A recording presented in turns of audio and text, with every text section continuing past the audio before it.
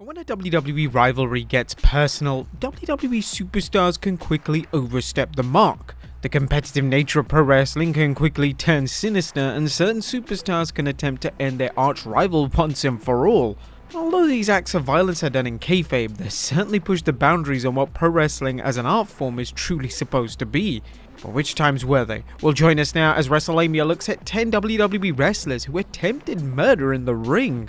Be sure to subscribe and hit that notification bell for daily wrestling videos, and follow us on Facebook for exclusive lists.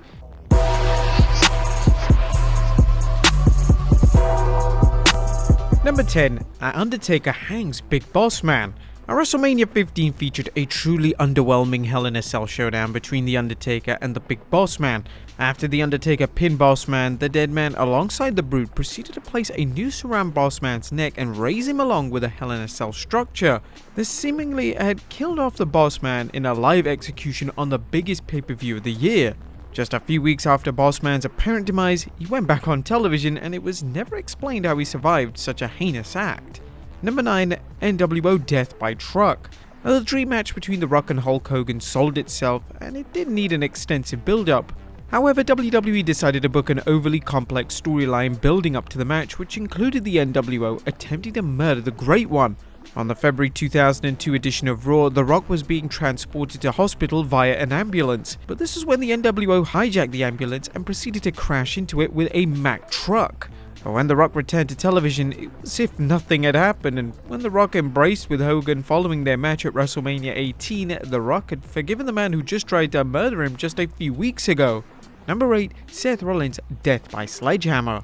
One of the most controversial and infamous matches in recent times is the match between Seth Rollins and The Fiend from Hell in a Cell 2019.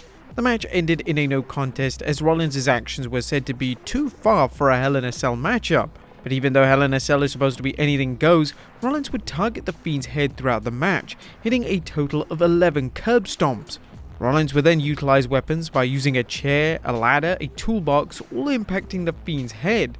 Rollins was then going to put The Fiend out of his misery by hitting him over the head with a sledgehammer, which would have seemingly killed The Fiend. But this was when the referee called for the bell, bringing to a close the worst received Hell in a Cell matchup of all time. Number 7. Baron Corbin throwing a wrestler off a building. Due to the outbreak of COVID-19, WWE were forced to host the annual Money in the Bank pay-per-view from WWE's headquarters.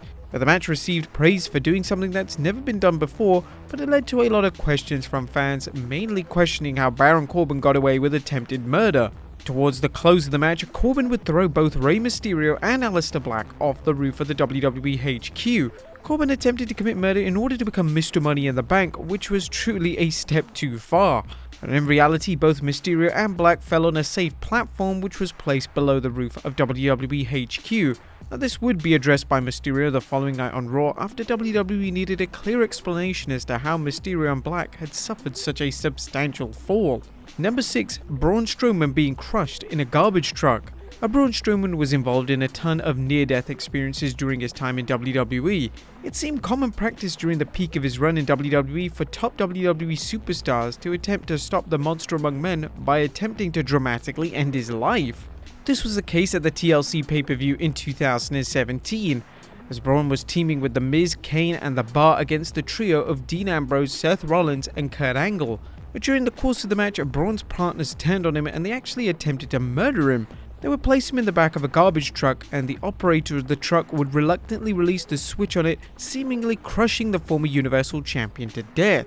Braun returned to television just 8 days later, and it was presented to the audience as if Braun had been living in the garbage truck the whole time, which truly baffled fans. Number 5. The Undertaker throws Rikishi off a cell. Without question, the most famous moment in the brutal history of the Hell in a Cell was when The Undertaker threw Mankind from the top of the cell structure. However, this wasn't the only time that The Undertaker would attempt murder inside a Satan structure, as at the 2000 Armageddon pay-per-view, 6 of the top superstars in the entire WWE battled it out for the title. But as The Undertaker and Rikishi were battling on the top of the cell, The Undertaker decided to push Rikishi off the top of it, which resulted in Rikishi landing on the back of a truck which was filled with sawdust. The spot was incredibly scary, and Rikishi himself revealed that he told The Undertaker to tell his family that he loved him just in case anything went wrong with the biggest bump of his career. Number 4. Randy Orton setting alight The Fiend. Now, the feud between Randy Orton and The Fiend took a drastic turn at the TLC pay-per-view in 2020. They competed in a Firefly Inferno match, and once Orton had defeated The Fiend by setting his back on fire, Orton decided to take things one step further. Orton would douse The Fiend's body with gasoline and then proceed to set it alight. The final WWE pay-per-view of 2020 seemingly went off the air with The Fiend being burnt to death. The Fiend would eventually return to WWE television, albeit with a new appearance to show the damage of the burns, but it was never logically explained how The Fiend survived. Fans had to simply assume that this was down to his supernatural abilities. Number 3. Shane McMahon's vehicular murder. When Kane unmasked for the first time in 2003, one of his first rivalries was with Shane McMahon. Shane was attempting to get revenge on Kane after Kane had performed a tombstone piledriver on Shane's own mother, Linda McMahon. The two would feature in a number of infamous segments, including Shane knocking Kane into a dumpster, which was engulfed in fire, and more notably, Shane attempted to end Kane once and for all. During the build to their last man standing match at Survivor Series, Shane would trap Kane in a limo in a parking lot, then proceed to send the limo helplessly into a truck, which should have killed Kane. The next week on Raw, Kane was seen waking up in a hospital room, having survived the crash, and Kane went on a destructive spree, laying out all medical personnel that fell into his path. Number 2. The Undertaker buries Paul Bearer in cement. And one of the most nonsensical storylines in WWE history saw The Undertaker attempt to kill his longtime manager Paul Bearer, and this took place at the Great American Bash pay-per-view in 2004, as Taker would face the Dudley Boys in a handicap match. The match had the added stipulation that if The Undertaker didn't forfeit the match and purposely lose, Bearer would be buried in cement. Now, following Taker's victory, The Undertaker decided to pull the lever on the cement truck himself, which led to Bearer being buried alive in cement. On the following edition of SmackDown, it was explained that The Undertaker no longer had any purpose for Bearer, but in reality, Bearer needed emergency surgery and needed to be written off WWE programming. And number 1, Triple H Drive-By.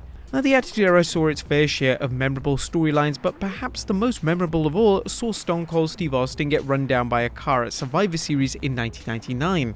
This led to a year-long storyline where it was eventually uncovered that it was Rikishi who was driving the vehicle, and he was following direct orders from Triple H. Once Austin eventually found out that Triple H was behind the whole thing, he set his sights on him in a no DQ match at the Survivor Series pay-per-view in 2000. The match came to a close as Triple H attempted to escape the arena in a car, as he simply wanted away from Austin, who was thirsty to cause as much damage as humanly possible on him. As Triple H was about to escape, Austin used a forklift to raise Triple H's car 30 feet in the air before dropping it down. Triple H survived the fall and would only miss a short time away from WWE programming. The feud would continue in the months that followed, culminating in an acclaimed 3 Stages of Hell matchup which took place at 2001's No Way Out pay-per-view. But there you have it, folks, 10 WWE wrestlers who attempted murder in the ring. Be sure to leave your comments down below, and I'll see you next time with some more wrestling content.